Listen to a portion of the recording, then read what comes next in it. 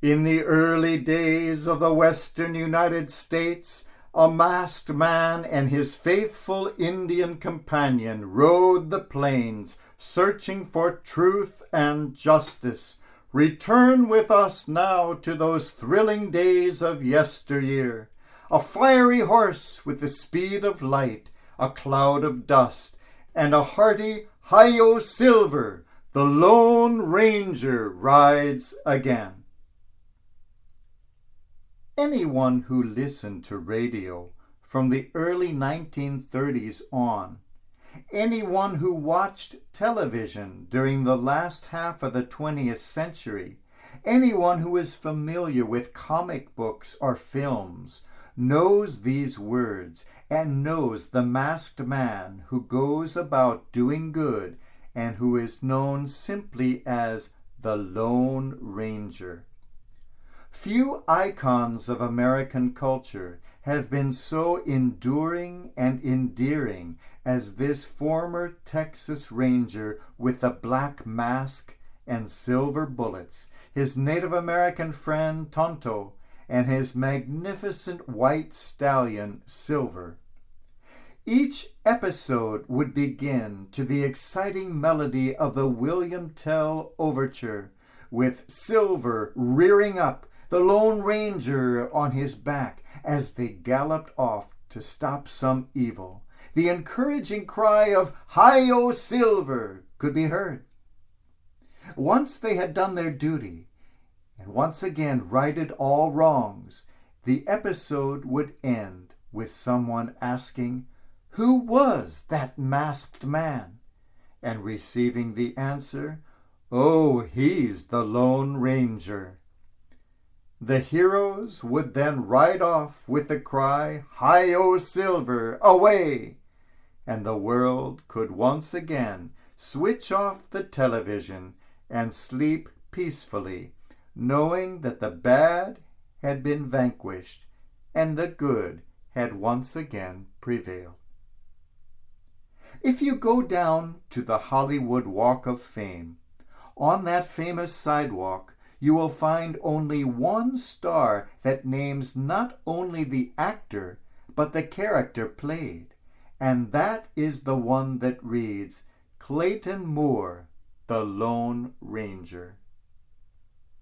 What is this tremendous appeal of the Lone Ranger? Why have generations been so enthralled with this fictional character? Don't we have enough real-life heroes, even from the same period of the Wild West? Most of these have been all but forgotten, yet the Lone Ranger remains a household name. Maybe it is the elegance of the white horse or the silver bullets. Maybe it is the wonderfully refreshing friendship between two inseparable heroes from two different races. What is the appeal? Personally, I think it is the mask. When we stand in front of a mask, when we don't see everything, when something is left to the imagination, there remains something of mystery, and that mystery haunts us. A mask is really a billboard telling us that there is so much more to this person than meets the eye. The mystique of something half hidden makes it more interesting, more enticing. It is precisely when we don't see all that we see more, because we are captivated, our attention is held, and at such times our mind and our heart penetrate quite well what is hidden from the eye.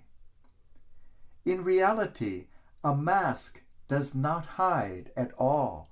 It reveals.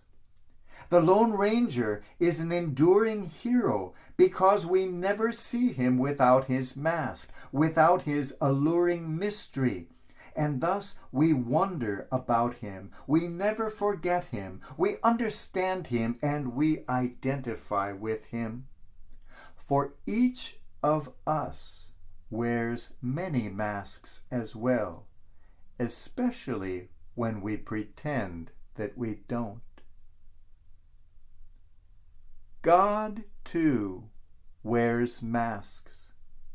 We never see God in his entirety. We could never take it in.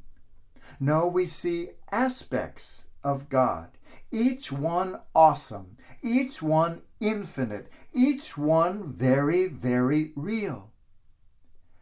Sometimes we see God in his incredible beauty when he wears the mask of the wonders of creation.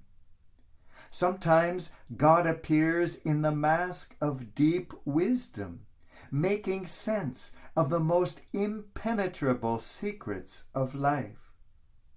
Sometimes we see the divine compassion, which understands us thoroughly and embraces us warmly in all our woundedness. And sometimes we catch a glimpse of the wonderful divine humor when we realize that God is smiling at us and with us. Sometimes it is a very masculine mask which God wears, a strong protector with the power to move mountains and hearts. Other times, God is very much a mother to us, caring for us with the warm tenderness that only a mother can give. Sometimes we experience the reality of divine love in ways that truly astound us. And sometimes, as the apostles, we are shown the wounds of a God who loves us so much.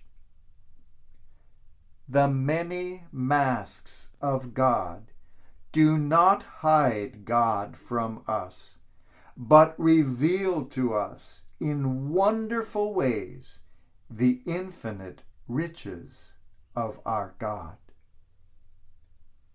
Thomas says, "Unless I see, I will not believe." Jesus smiles and shows him dramatically that there is a power of vision far more penetrating than the eye, that the deepest reality is visible only through the mask. Let us comprehend and love that marvelous mask and the awesomeness of the God that it reveals. Let us see God masked face to masked face, and with Thomas cry out, "My teacher, my friend, my Kimosabi, my Lord and my God."